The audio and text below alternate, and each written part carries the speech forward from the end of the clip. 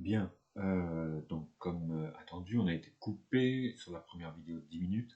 Alors j'ai pas le choix du format, hein, c'est le logiciel qui nous met qui nous bride à 10 minutes, ce qui est pas plus mal, comme ça fait des vidéos pas trop longues et c'est un petit peu moins fatigant pour vous à suivre. Et le poids des vidéos du coup est plus léger puisqu'on est entre 40 et 60 mégas une fois que ça a été encodé, c'est-à-dire compressé.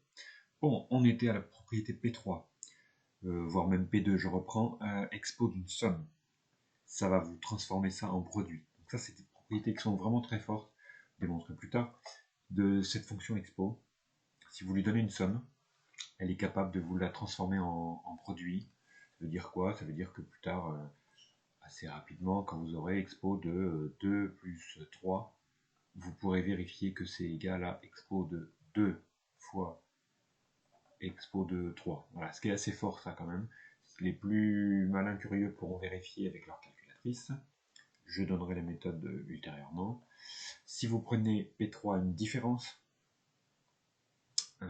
expo de 3 moins 8, c'est comme si vous faisiez expo de 3 divisé par expo de 8. Non, pas besoin de cette parenthèse. Et puis après, expo de nx, c'est-à-dire une somme de x n fois. C'est-à-dire c'est comme si vous aviez nx, x plus x plus x n fois. C'est comme si vous preniez exponentielle de x tout seul, puissance n. Alors peut-être que certains ont vu que ça rappelait des choses. Je pense aux années collège, avec des propriétés de ce genre. Vous vous souvenez ce que ça faisait ça 10 puissance n plus m. Ce serait bien si vous vous en souvenez. 10 puissance n, 10 puissance m, et entre les deux, à multiplier. Vous voyez l'analogie. Ici, si vous aviez 10 puissance n moins m, je pense à ça à cause de la différence. Est-ce que ça vous dit quelque chose? 10 puissance n moins m, 10 puissance n sur 10 puissance m peut-être, hein, soustraction des exposants. Et là, il y a peut-être un équivalent n fois m, c'est-à-dire qu'ici une somme, ici un produit.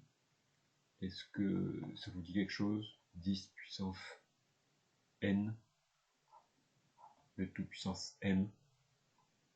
Bon voilà, ça fait des analogies.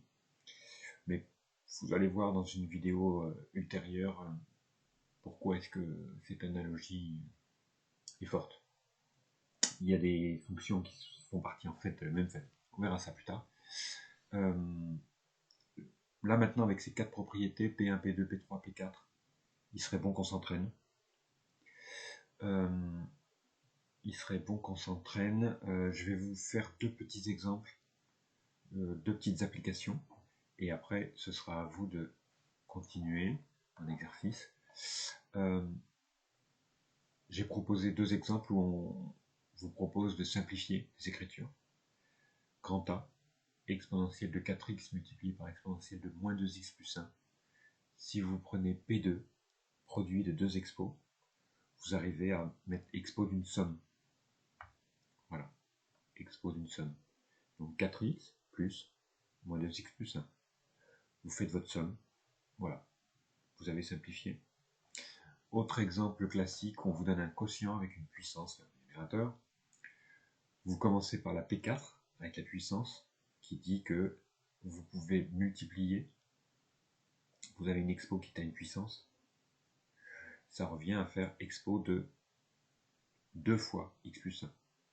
Voilà, donc vous réécrivez éventuellement le cours avec les propriétés en papier.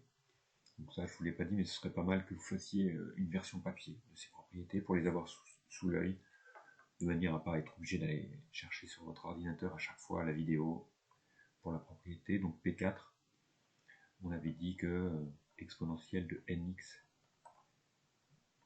expo de x, le tout à la puissance n.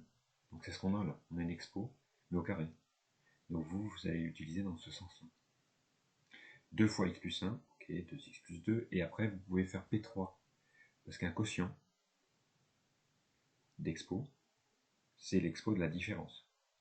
Voilà, donc expo du haut moins expo du bas. Ou plutôt, expo du... Non, je la refais. C'est expo, parenthèse, du haut moins le bas. Voilà, c'est plus correct comme ça. Voilà. Et donc vous faites un petit calcul simple et vous arrivez sur expo de moins x plus 6. Et vous avez simplifié votre quotient du départ.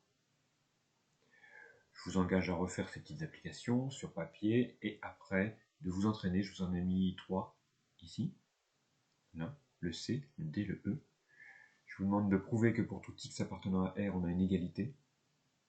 1 moins expo de moins x, 1 plus expo de moins x égale exponentielle de x moins 1, exponentielle de plus 1. Donc il y a un petit peu de calcul. Vous prenez les propriétés, vous les choisissez de P1 à P4.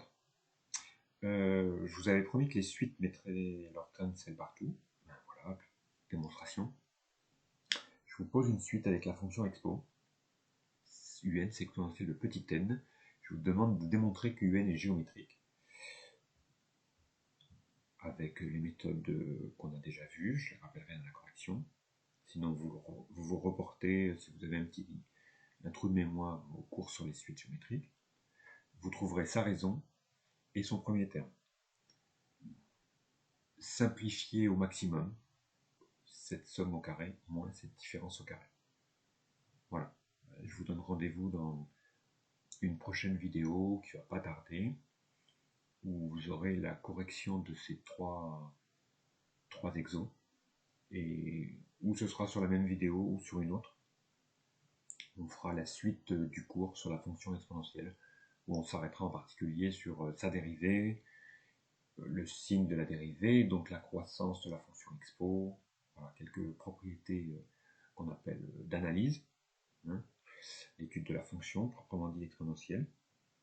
Et puis du coup, vous serez suffisamment grand et mûr là pour attaquer des problèmes, vous confronter à des problèmes d'étude de fonction avec la fonction exponentielle, ce qui va ressembler après du coup à des exercices de type devoir ou 3C de fin d'année. Voilà. Bon courage et à bientôt.